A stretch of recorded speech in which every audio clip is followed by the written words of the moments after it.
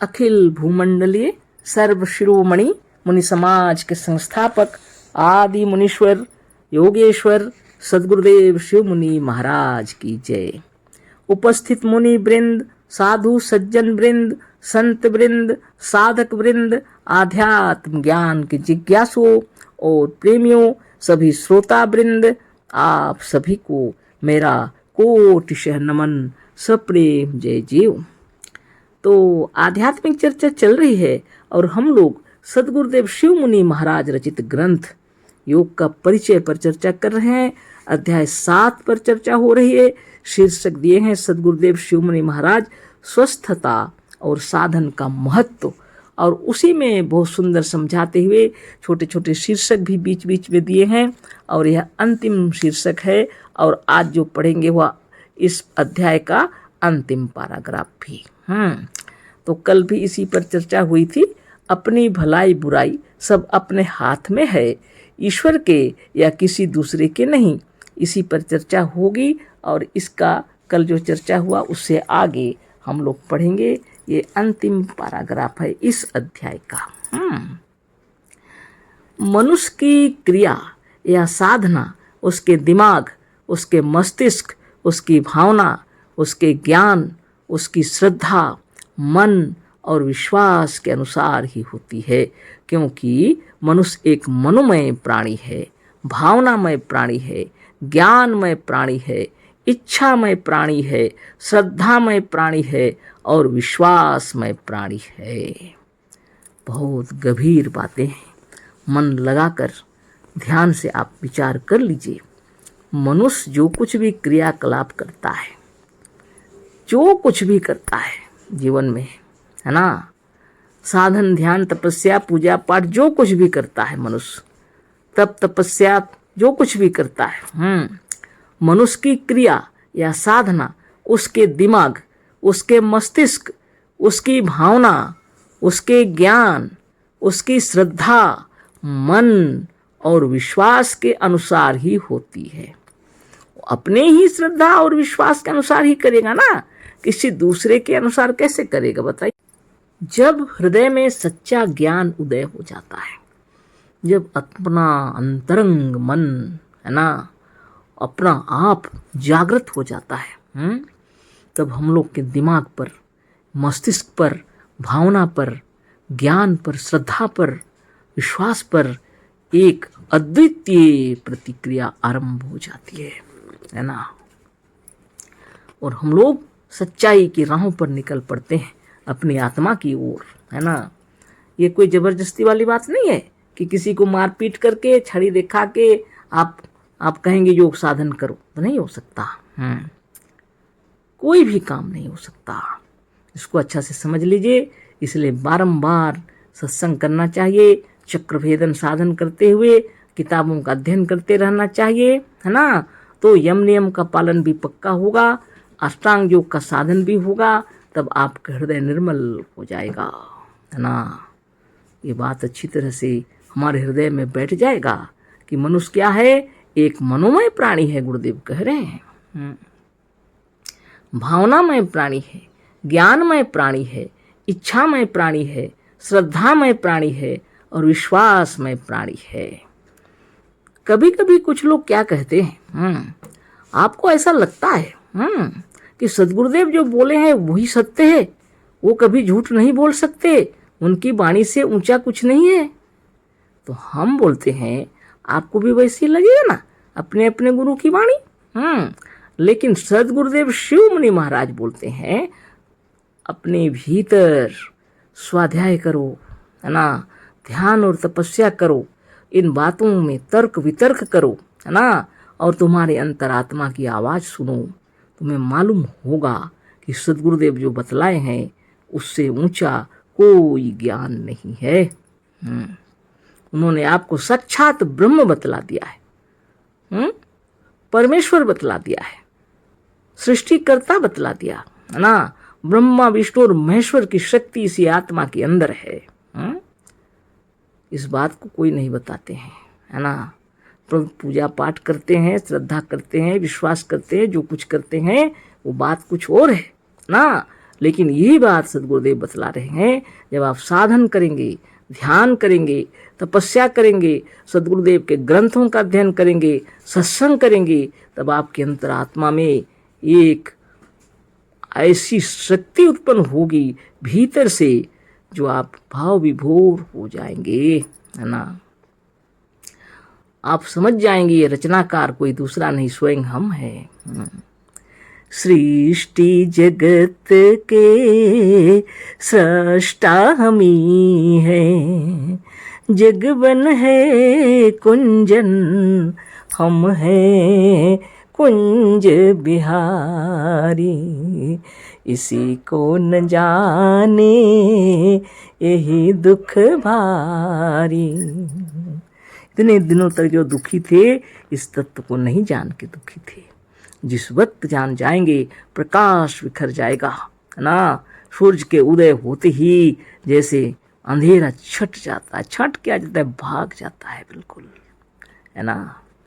इसलिए अंतरात्मा की आवाज़ जब अपने आप में महसूस करेंगे, है ना, कि हम वही हैं, तो आप जिस आनंद में विचरण करेंगे उसको कोई भी तोड़ नहीं सकता, है ना, कोई मिटा नहीं सकता, है ना।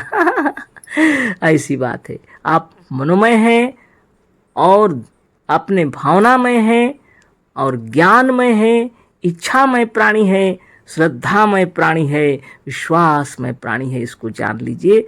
इसलिए अपनी अंतरात्मा में निरंजनो हम जगदीश्वरो हम गूंजते रहना चाहिए, है ना। यह वही कर सकता है, उतना ही कर सकता है और वही हो सकता है और बन सकता है जैसी उसकी इच्छा, जैसी इसकी इच्छा है, जैसा या जहाँ तक इसका ज्ञान है, जैसा इसकी भावना है, जैसी इसकी श्रद्धा है, जैसा इसका विश्वास है। यदि सचमुच में आप अपने को जानते हैं तो निश्चित रूप से आनंद विभोर हो जाएंगे। और झूठ के पीछे अगर विश्वास भी करते हैं तो झूठ अपने आप भाग जाएगा, लेकिन चक्रभेदन रोज करना पड़ेगा। यदि आप में विद्वान बनने की इच्छा नहीं होती, यदि आप अपनी इच्छा के अनुसार विद्या लाभ करने के लिए तन मन और मस्तिष्क तीनों से परिश्रम न करते, तो कोई आपको विद्वान बनाने में समर्थ नहीं होता। अपनी भलाई के लिए क्रिया, साधन और ज्ञान आपको उसी समय प्राप्त होगा जब उसकी प्राप्ति के लिए यत्न करेंगे, है ना। आप अगर अपना भलाई चाहते हैं तो साधन कीजिए, है ना, ध्यान और तपस्या कीजिए, चक्रभेदन कीजिए, शुभ भावना कीजिए, प्रणव कीजिए, है ना, और अपने आप के भीतर पूर्ण विश्वास जागृत हो जाएगा, है ना। आत्मज्ञान की पुस्तकों का पाठ, सद्गुरु को पहचान कर उस सद्गुरु के पास जाकर उसे सच्चे ज्ञान को और सच्चे योग साधन को प्राप्त करना और प्राप्त करके नित्य नियम से उसका मनन और साधन करना या ना करना सब आपके अधीन है ना। नहीं, सब आपके अधीन है। खूब ध्यान से देख लीजिए। इसलिए आप अपने मन को अच्छी तरह से समझाइए। यही मन आपको बंधन की ओर ले जाता है, यही मन आपको मोक्ष दिलाता है। अतः अपने बंधन और मोक्ष, दुख और सुख, उन्नति और अवनति, भाग्य और अभाग्य तथा स्वर्ग और नरक के कारण आप स्वयं हैं। आपकी आत्मा है, दूसरा कोई नहीं, है ना। इसलिए साधन ध्यान तपस्या करके खूब तत्व से सद्गुरु के सिद्धांत को समझ लीजिए कि आप ही सृष्टि करता हैं, आप ही पर ब्रह्म परमात्मा है, आप ही सकल सृष्टि को बनाने वाले हैं। एक व्यष्टि आत्मा है, एक समष्टि आत्मा है और सभी के अंदर में संपूर्ण शक्ति भरी हुई है, ठीक है ना। दूसरों के भरोसे कुछ नहीं होगा ईश्वर के सिवाय, और दूसरों का तो अस्तित्व अवश्य है, ईश्वर के सिवाय दूसरों का अभाव नहीं है। अतः वह आपकी भलाई और बुराई कुछ कर भी सकते हैं, पर ईश्वर तो कुछ नहीं कर सकता, क्योंकि वह तो केवल मनुष्यों की कल्पना मात्र है और कुछ नहीं। प्रत्यक्ष देखा आपने, इतना युद्ध हुआ, लोगों ने किया ना, ईश्वर की मजाल है कि बंद कर दे युद्ध को। इतना बाप रे बाप, बम फोड़े जा रहे हैं, लोगों को मारा जा रहा है, पल भर में लोग कितने मर गए, कितने पीड़ित हुए, लोग कर रहे हैं, दूसरे लोग।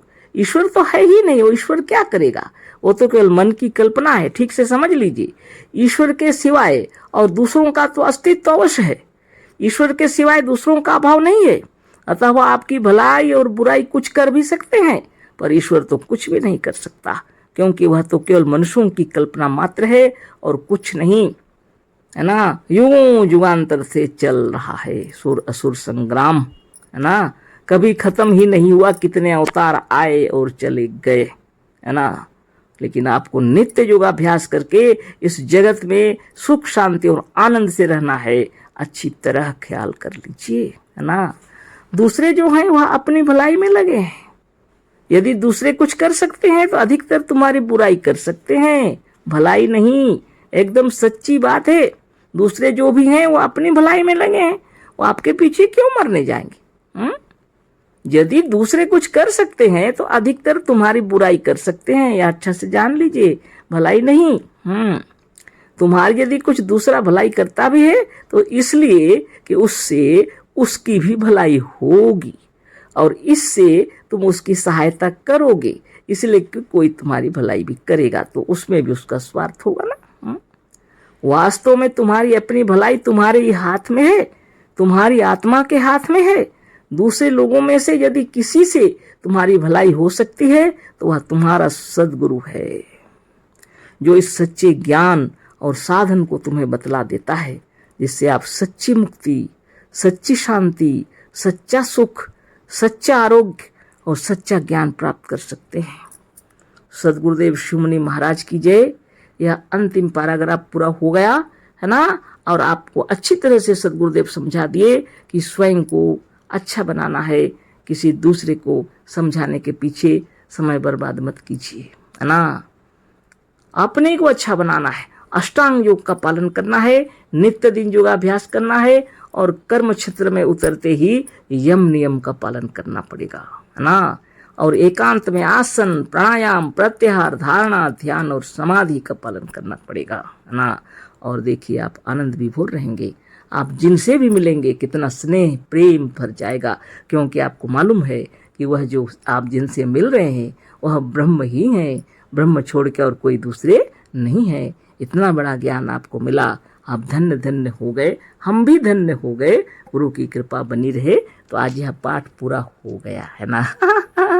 अशेष धन्यवाद, कोटिशः नमन, सप्रेम जय जीव। सदगुरुदेव शिव मुनि महाराज की जय।